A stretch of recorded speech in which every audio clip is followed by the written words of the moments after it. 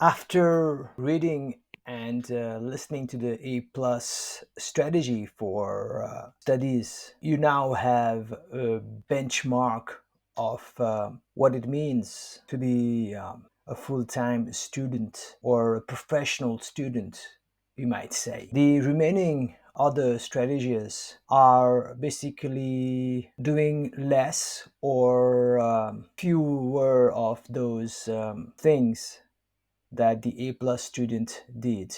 This results in more time to do other things than studying. Also, it allows you more energy to focus on trying to understand and explore the various subjects that you are studying. As soon as you get out of the limelight of the A plus position, then it's like you stop becoming a movie star or a pop icon. Life becomes slower and there is so much less pressure. First, let's look at the A student. Basically, this student has the aspiration to pursue his career in academia or research. If you do not have such an aspiration, don't put yourself in so much pressure just to please your parents. There are so many other more important things to do than getting A in your exams. That we will be discussing in the other grade strategies, namely B, C, and D, as well as the dropout strategy. The difference between the A student and the A plus student is that the former one doesn't want the limelight on him and has no desire for status and power and recognition that comes with A plus. All the above strategies also apply for the A grade student. However, he will be less competitive and would have more social skills than the A plus student. Instead of spending his time studying and bluffing that he's not studying, he will be tutoring his friends on topics that they don't understand. That's the typical trait of a grade student. In this way, this prepares them for a teaching career. Most of them would have earned some pocket money through tutoring relatives or the children of acquaintances. In this way, the A grade student is a very nice person to have around. They are very intelligent and very helpful also. Most of their time is spent on studying, of course. I will not be repeating all the strategies that I have listed for the A plus student early on, and you should do all of them if you aspire to get an A grade. However, all that you have to add is you should be more focused on understanding and less on the marks. The reason I say that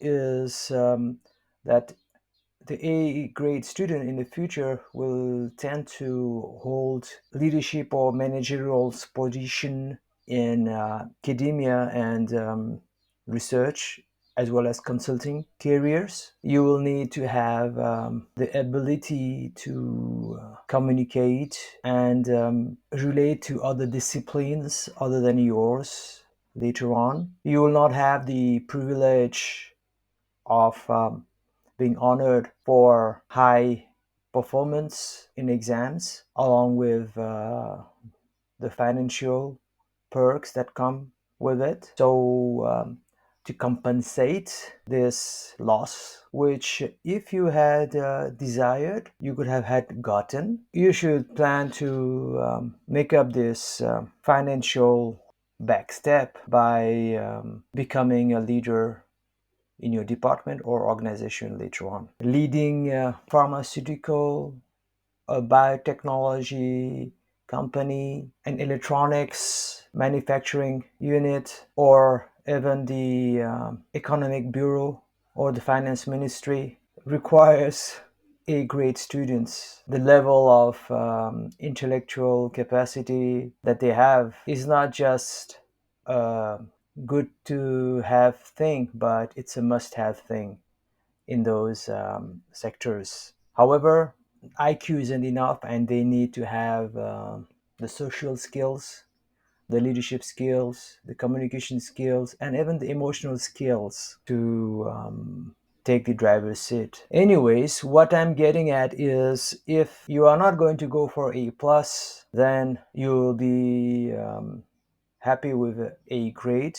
Don't just stop at this point. Make sure that you have lots of friends and you teach them. You learn how to teach other people of your own age group. Along with that, you learn how to manage relationship problems. That would be natural because you would be the de facto leader in your group since you are the most learned and smartest. In this way, the A grade student develops lots of life skills. That said, you don't need too much time spent on extracurricular activities or ECA. You just need enough to handle people. You might be tempted to be very busy in various ECAs, but if you are an A grade student, refrain yourself from that. Instead, spend more of your time in exploring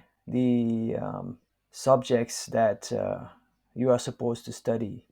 The objective is to provide original examples, basically out of the book examples, even in your exam paper. So you'd be doing less rote learning and more practical learning. Since you are aiming for A grade, you still need to please the examiner and make it easy for them to give you high marks. So you've got to stick to the standard answering patterns for the exams.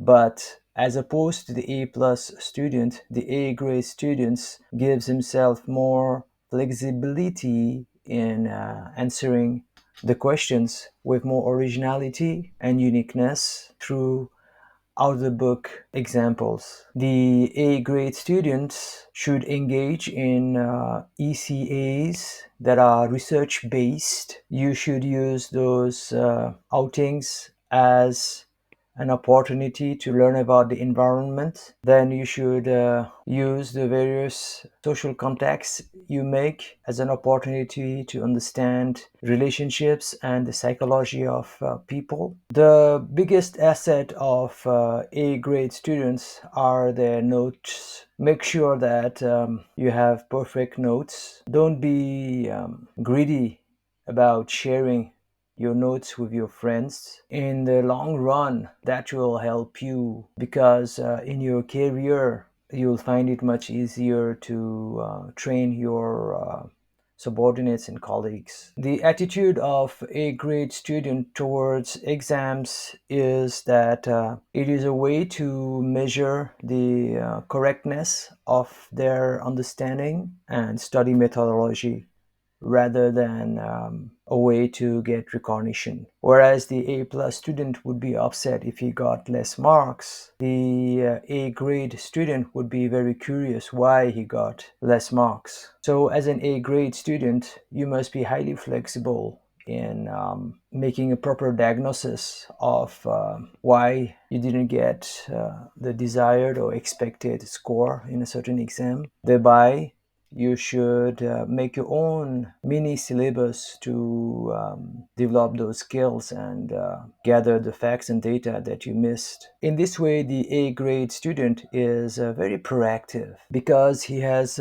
chosen not to be put on the spot. He will have to learn how to write in the exams so as to please the examiner by himself as opposed to having teachers coaching him. So in summary, the A plus strategy is the benchmark for every other grade strategy, but the A grade strategy involves time, effort, energy allocated to more of understanding and social skills.